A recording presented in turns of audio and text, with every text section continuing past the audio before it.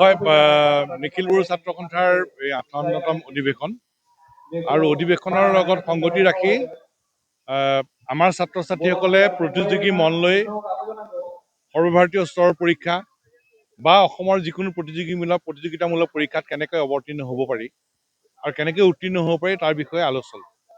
মই ভাবোঁ যে নিখিল বড়ো ছাত্ৰ সন্থাই অত্যন্ত সময়োচিত পদক্ষেপ লৈছে, কাৰণ আমাৰ ল'ৰা ছোৱালীবোৰ ভাল। আমাৰ ল'ৰা ছোৱালীবিলাকক যদি পৰিৱেশ দিয়া যায়, সুবিধা দিয়া যায়, সমৰ্থন দিয়া যায়, আমাৰ ল'ৰা ছোৱালীবিলাকে ভাল কৰি দেখুৱাইছে। আজি এটা তথ্যগতভাৱে কথা পাতিলোঁ যে ভাৰতীয় প্ৰশাসনিক সেৱাৰ পৰীক্ষাত তামিলনাডুৰ পৰা ২০২৪ চনত ২৫,০০০ ল'ৰা ছোৱালী বহিছিল পৰীক্ষাত। তাৰে ৫৫০জনৰ তেওঁলোকে প্ৰিলিমছত উত্তীৰ্ণ হ'ল, অৱশেষত ৫৭জনে পালে। বিহাৰৰ কথাই পাতি থাকোঁ যে বিহাৰৰ ল'ৰা ছোৱালী তাত কেম্প পাতি বহি লয়। বিহাৰৰ ২০২৫ চনত তেওঁলোকৰ ৪৪,০০০ ছাত্ৰ ছাত্ৰীয়ে পৰীক্ষাত বহিছে।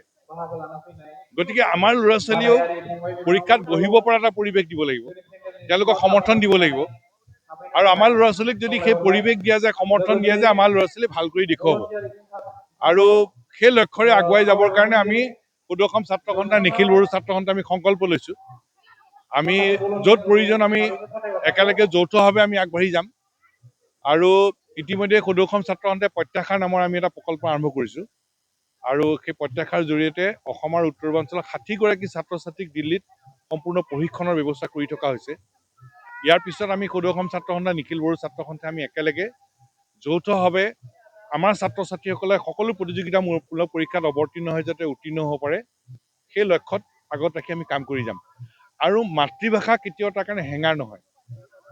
ই অসমীয়া মাধ্যমতে পঢ়ক বা বড়ো মাধ্যমতে পঢ়ক, নিজৰ মাতৃভাষা মাধ্যমত পঢ়িও সেই লক্ষ্যত উপনীত হ'ব পাৰি।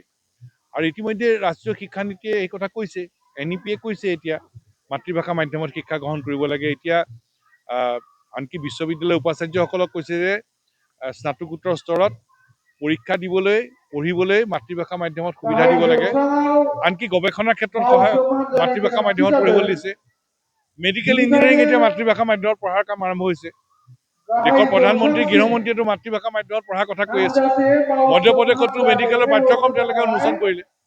গতিকে অসমত অসমীয়া মাধ্যমতে পঢ়াই হওক বা বড়ো মাধ্যমতে পঢ়াই হওক, মাতৃভাষা মাধ্যমত পঢ়া কোনো ল'ৰা ছোৱালী হেঙাৰ নহয়। আৰু বৰঞ্চ আমি অসমত আন আন জনজাতীয় জনগোষ্ঠীয় ভাষাৰ আমি বিকাশ বিচাৰিছোঁ। সকলো জাতি জনগোষ্ঠীৰ ভাষা বিকাশ হ'ব লাগে। মাতৃভাষা মাধ্যমত সকলোৱে পঢ়িবলৈ সুবিধা পাব লাগে। আৰু আমাৰ ল'ৰা ছোৱালীবোৰ ভাল, আমাৰ ল'ৰা ছোৱালীবিলাকক সমৰ্থন আৰু পৰিৱেশ প্ৰদান কৰি আগুৱাই নিবলৈ সুদৰ্শন ছাত্ৰ সন্থা, নিখিল বড়ো ছাত্ৰ সন্থাই একেলগে কাম কৰি যাবলৈ আমি সংকল্প লৈছোঁ। তেনেকে আপুনি চাব 1%, বাকী 99% ক'ত বাৰু? আপুনি চাওকচোন, মই সুদৰ্শন ছাত্ৰ সন্থাৰ উদাহৰণে দিওঁ, এই নিখিল বড়ো ছাত্ৰ সন্থাৰ একেই হ'ব। সুধিছোঁ তেওঁলোকক আজি, বাকী 99% ক'ত আছে? সুদৰ্শন ছাত্ৰ সন্থাৰ পৰা ওলাই যোৱা নিখিল বড়ো ছাত্ৰ সন্থাৰ একেই বুলি কৈছে। 1% কৈছে, 99% ক'ত? বিদ্যালয় শিক্ষক, বিদ্যালয় প্ৰধান শিক্ষক, মহাবিদ্যালয় শিক্ষক, মহাবিদ্যালয় অধ্যক্ষ, বিশ্ববিদ্যালয়ৰ উপাচাৰ্য হৈছে, সংবাদ মাধ্যমৰ মুখ্য সম্পাদক, সাংবাদিক, তাৰপিছত আপুনি প্ৰশাসনিক বিষয়া হৈছে, বিভিন্ন স্তৰত প্ৰশাসনিক বিষয়া হৈ আছে, ভাল খেতিয়ক হৈছে, ভাল ব্যৱসায়ী হৈছে, ভাল ক্ৰীড়া সংগঠক হৈছে, ক্ৰীড়াবিদ হৈছে। হিমা দাসটো আমাৰ ধিং আঞ্চলিকৰ তাই ক্ৰীড়া সম্পাদিকা আছিল। ভাবা এটমিক ৰিচাৰ্চ চেণ্টাৰ তাত গৱেষণা কৰি আছে। বিভিন্ন স্তৰত খুব দক্ষতাৰে নেতৃত্ব লৈ আছে। আৰু আমি ভাবোঁ যে এই সকলোৰে কৰ্ম প্ৰেৰণাক লৈ আমি নতুন প্ৰজন্মক এটা প্ৰতিযোগী মন লৈ আগবাঢ়ি যোৱাৰ আমি প্ৰয়াস আমি অব্যাহত ৰাখিব লাগিব। আমি জাকে দক্ষ প্ৰশাসনিক বিষয়া আমি অসমত প্ৰস্তুত কৰিব লাগিব, সকলো স্তৰত। ভাৰতীয় UPSC হওক, APSC হওক, SSC হওক, ৰেলৱে হওক, বেংক হওক, সকলোতে আমাৰ অসমৰ খিলঞ্জীয়া যুৱক যুৱতীক পৰীক্ষাত অৱতীৰ্ণ হোৱাৰ পৰিৱেশ দিব লাগিব, প্ৰশিক্ষিত কৰিব পৰা ব্যৱস্থা দিব লাগিব, সমৰ্থন দিব লাগিব, যাতে সকলো পদত কেৱল অসমৰ খিলঞ্জীয়া যুৱক যুৱতীয়ে সেই লক্ষ্যত যাতে উপনীত হ'ব পাৰে। জাকে দক্ষ বিষয়া প্ৰস্তুত কৰাই আমাৰ লক্ষ্য।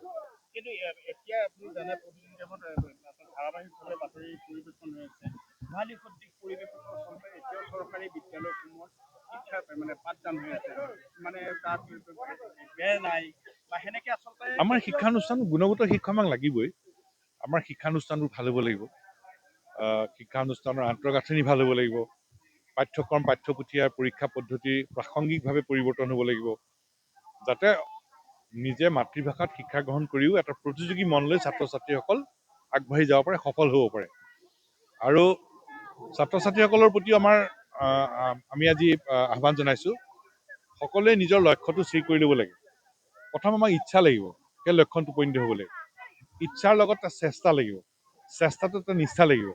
এটা মন্ত্ৰ দিয়া হ'ল, মন্ত্ৰটো কি? ইচ্ছা, চেষ্টা, নিষ্ঠা। এই তিনিটা মন্ত্ৰ যদি আমি লৈ আগবাঢ়ি যাওঁ, আমাৰ প্ৰতিজন ছাত্ৰ ছাত্ৰীয়ে নিজৰ লক্ষ্যত সফলতাৰে অৱতীৰ্ণ হ'ব পাৰিব।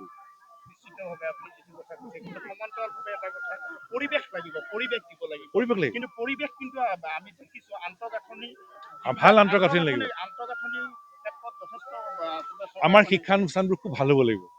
শিক্ষানুষ্ঠানত ছাত্ৰ ছাত্ৰী যাবলৈ আকৰ্ষিত হ'ব লাগিব। শিক্ষক শিক্ষয়িত্ৰীসকলে পাঠদান কৰি গৌৰৱান্বিত হ'ব লাগিব। তেনে পৰিৱেশ এটা লাগিব। আৰু সেই পৰিৱেশৰ লগত, সেই আন্তঃগাঁথনিৰ লগত লাগিব পাঠ্যপুথি পাঠ্যক্ৰম আৰু পৰীক্ষা ব্যৱস্থাৰ এটা সংস্কাৰ। পাঠ্যপুথি আৰু পৰীক্ষা পাঠ্যক্ৰমৰ প্ৰাসংগিকভাৱে পৰিৱৰ্তন লাগিব। আজি যিটো প্ৰতিযোগিতাৰ যুগ, এটা প্ৰতিযোগী মনলৈ আমাৰ ছাত্ৰ ছাত্ৰীসকল আগবাঢ়ি যাব পৰাকৈ পাঠ্যপুথি আৰু পাঠ্যক্ৰম লাগিব, পৰীক্ষা ব্যৱস্থাটো এটা সংস্কাৰ লাগিব। আৰু আমি ভাবোঁ যে প্ৰাসংগিকভাৱে এই পৰিৱৰ্তনবোৰ কৰিলে আমাৰ ছাত্ৰ ছাত্ৰীসকলে লক্ষ্যত উপনীত হ'বই। আমাৰ ছাত্ৰ ছাত্ৰী ভাল, কিন্তু আমাৰ ছাত্ৰ ছাত্ৰী ভাল। আমাৰ ছাত্ৰ ছাত্ৰীক যদি সুবিধা দিয়ে, সমৰ্থন দিয়ে, আমাৰ ছাত্ৰ ছাত্ৰীয়ে ভাল কৰি দেখুৱাইছে আৰু ভাল কৰি দেখুৱাব।